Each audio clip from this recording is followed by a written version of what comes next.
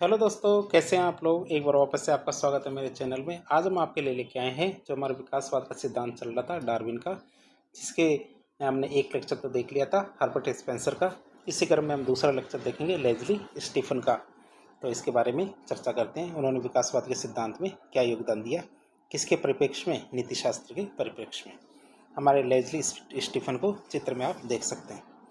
Lazily Stephen, जिनका हमारा जन्म 1832 में हुआ और मृत्यु 1904 में हुई।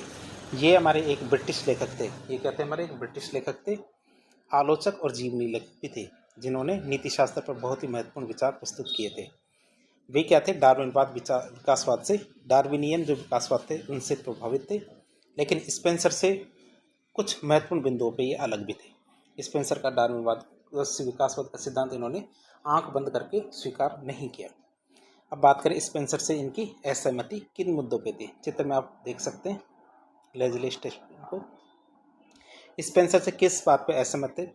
लेज़ली स्टीफन सामान्यतः स्पेंसर से सहमत थे, विशेषकर इस बात पर कि नैतिकता विकासवाद की प्रक्रिया का परिणाम है और योग्यतम की उत्तरजीविता का सिद्धांत से प्रभावित है। मतलब सहमति थी, असहमति नहीं, सहमति थी। और असहमति की बात करते दो बातों पर असहमति थी हमारी स्पेंसर से। हालांकि उनके बीच दो मुख्य बिंदु थे जिनसे वो भिन्न थे, मतलब दोनों अलग अलग सोचते थे। पहला बिंदु आता है हमारे क्या, व्यक्ति की बजाय समाज को अधिक महत्व। तो स्टीफन क्या, व्यक्ति की तुलना में समाज को ज़्यादा महत्व देते थे। क्या स्टीफन क्या कहते थे कि व्यक्ति की बजाय क्या, समाज को ज़्यादा महत्व दिया जाना चाहिए।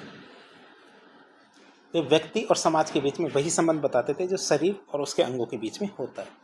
उनके अनुसार क्या, शरीर के अंगों का अपने आप में कोई महत्व नहीं होता। उनके अनुसार क्या, शरीर के अंगों का अपने आप में कोई महत्व नहीं होता, इनका महत्व शरीर के साथ ही होता है। इसी प्रकार मनुष्य का अपने आप में कोई महत्व नहीं होता। इसी प्रकार क्या होता है, मनुष्य का भी अपने आप में कोई महत्व नहीं है, मनुष्य का महत्व समाज के साथ ही होता है।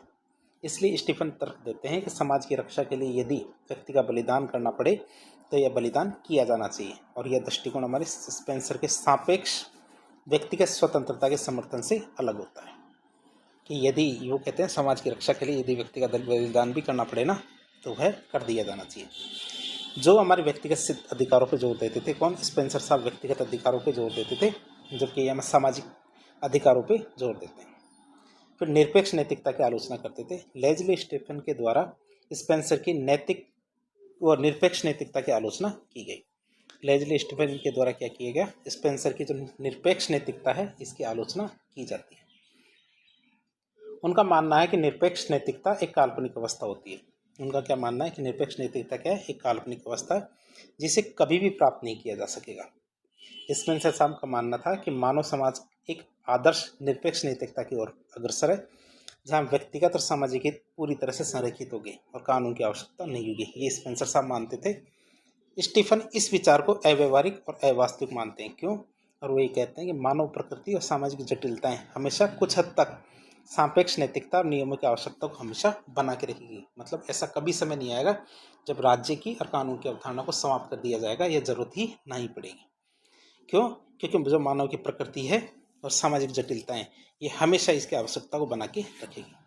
संक्षेप में देखें तो लेज़ली स्टीफन ने स्पेंसर के विकासवादी ढांचे को स्वीकार किया, लेकिन व्यक्ति और समाज के बीच में संबंध है, उन संबंधों के साथ साथ नैतिक पूर्णता की व्यवहार्यता के बारे में अधिक यथार्थवादी और समाज के केंद्रित दृष्टिकोण इन्होंने अपनाया। तो इस तरह आज हमने लेज़ली स्टीफन के बारे में देखा। तो इस प्रकार की इन्फॉर्मेटिव वीडियो देखने के लिए हमारे चैनल से जुड़े।